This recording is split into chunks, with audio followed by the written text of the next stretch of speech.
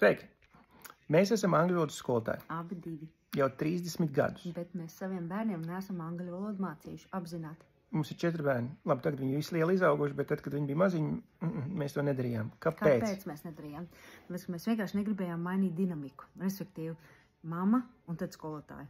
Vai arī tētis un skolotājs. Un tad, kurā brīdī ir viens un kurā brīdī ir otrs, mēs to negribējām. Mēs uzticējām to darbiņu saviem kolēģiem. Paldies Dievam, mums tāda bija jau uz to brīdi, ka mūsēji auga. Un sākām mēs no kaut kāda 3-4 gadu vecuma. Starp citu, interesanti nianses. Nē, nav jāsatraucās par to, ka viņam sajūgs savu dzimtā valodiņu. Tas ir tāda padomu laika, jau 70. gadu tāda pedagoģiski paliek, jo nav patiesībā tā. Ja ir vienlaicīgi bērns mācās 4 valodas, tad var jukt. Bet pētījumos ir pierādīts, ka līdz 3 valodām viņam nekas diktiņi nejuks. Un ātrs, pat ja kaut kas bišķiņi varbūt sākumā kādā izloksnē vai galotnēs ātri sakārtojās pa plauktiņiem. Tas ir viens. Otrs, līdz 10 gadu vecumā viņi to uztver kā spēli. Tas ir ļoti jāizmanto. Pēc tam no 11-12 gadu vecuma jau tas sākās kā darbiņš. Jāiet uz skolu, jāiet uz muzikas skolu, jāiet uz angļu valodas nodarbībām. Tas jau kā darāmais. Līdz tam tas ir tā. Wow, interesanti, mums būs nometni, piemēram, angļu valodas nodarbības būs. Un to vajag izmantot, jo tad pavisam cita vilkuma viņiem tajā mācību procesā ir. Vasarās mums notiek nometnes. Ar ko tieši vasaras nometnes ir īpašas? Tas tomēr ir tāds bērniem laiks, tas nozīmē, tur spēles un aktivitātes ir. Bet, kad tas notiek angļu valodā, tas jau ir pavisam kaut kas cits. Ja, kad nav tikai, teiksim, angļu valoda un viss, ja, tāda sausa ar uzdevumiem, tā nē.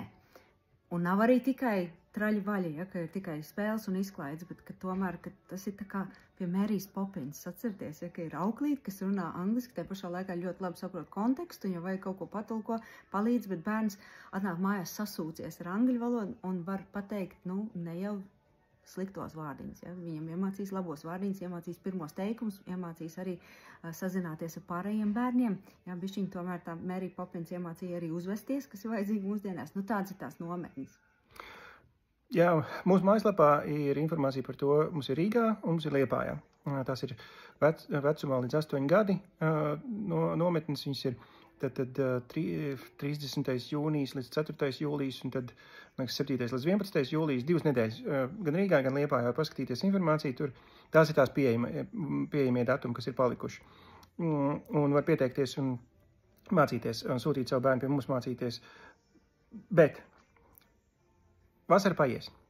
Noteikti paies. Un vai tas bērns būs atspēries un kaut ko darīs pie savas izglītības, tas būs, protams, atkarīgs no jums, no jūsu lēmumiem. Un es teiktu, ka šis ir tāds gudrs, strateģisks gājiens, ko izmantot. Vienalga, vai tas sūtot pie mums uz mācies valodas vai valodu vēstniecību, vai sūtot citā pulciņā, kur tā vasara paiet saturīgi un ir labs atspēriens. Un ir sevišķi tādā sākuma vecumā, es atceros, kad man tas gan bija sporta nometnē tajā laikā, ka tad, kad es biju vasarā, bija sporta nometnē, tad es pēc tam aizejot uz fiskultūras rudenī, es jutos tāds, es staldāks, es esmu sagatavojies vairāk. Tā kā izmantojam strateģiski un atceramies par to 10-11 gadu vecumu. Un būs līdzīgi kā mūsējie pie mums jau palīdz jau no 14-15 gadu. 14, jā, Robertam bija 14, viņš bija skolotāja asistents jau. Iespējams, ka jūsējais arī drīz būs skolotāja asistenti. Lai jaudīgi vasara!